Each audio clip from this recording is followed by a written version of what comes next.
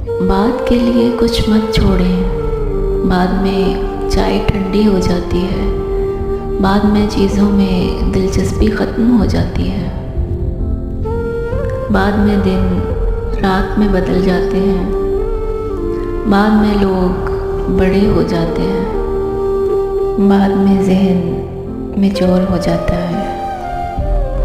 और आपको पता होना चाहिए कि मैच्योरिटी बोरिंग होती है, बाद में लोग बूढ़े हो जाते हैं, बाद में ज़िंदगी गुज़र जाती है, बाद में जब आपको मौका मिलेगा तो आपकी दिलचस्पी और तवानाई वो नहीं होगी जो कभी थी।